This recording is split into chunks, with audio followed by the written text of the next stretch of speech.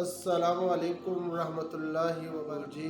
ایک دوست کا سوال ہے کہ وہ گھر میں اکثر آگ لگی دیکھتا ہے اور پیسے رکھے ہوتے ہیں اور اس کو آگ لگی ہوتی ہے اور اسے بڑا افسوس ہوتا ہے اس کے پیسے جل کے۔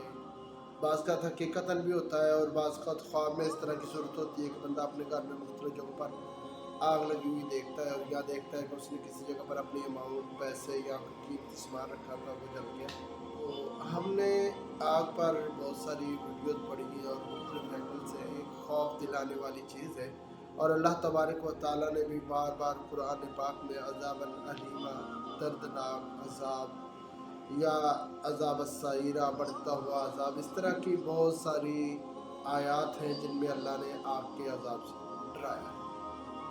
تو یہ حقیقت میں تو خواب میں خوف زدہ ہو جانا یا ڈر جانا یا اس طرح کی چیزیں دیکھنا، یہ انسان کی اصلاح اور درستگی کے لیے ہوتی ہیں، اور یہ جو آگ یہ صرف چند ایک صورتوں میں یہ خیر و برکت کا باعث ہوتی ہے، باقی تمام صورتوں میں یہ نقصان کا باعث ہے۔ وہ صورتیں بھی یہ ہمارے چینل پر موجود ہیں اور ہم نے ذکر بھی کی۔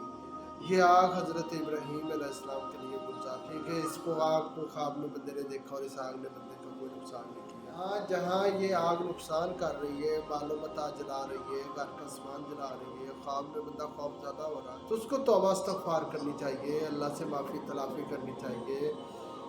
وہ اس کے حالات کچھ اس طرح کے بنے ہوئے ہیں، اس کے معاملات کچھ اس طرح کے ہیں کہ اس کو درستگی کی ضرورت ہے، ٹھیک ہے نا؟ تو یہ توبہ استغفار یہ بڑا بہترین ذریعہ ہے۔ اللہ تبارک و تعالیٰ نے حضرت نوح کی زبانی قُلْتُ اسْتَغْفِرُوا رَبَّكُمْ إِنَّهُ كَانَ غَفَّارًا يُرْسِلِ السَّمَاءَ عَلَيْكُمْ مِدْرَارًا۔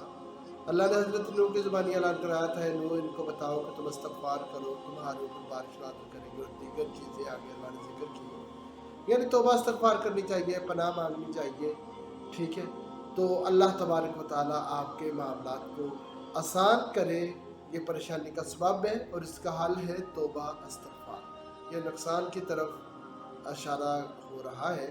اللہ تعالیٰ آپ کو اور مجھے تمام نقصانات سے محفوظ فرمائے اور ہمارے جان و مال کی حفاظت فرمائے۔ اللہ میرا اور آپ کا حافظ ہو۔ والسلام۔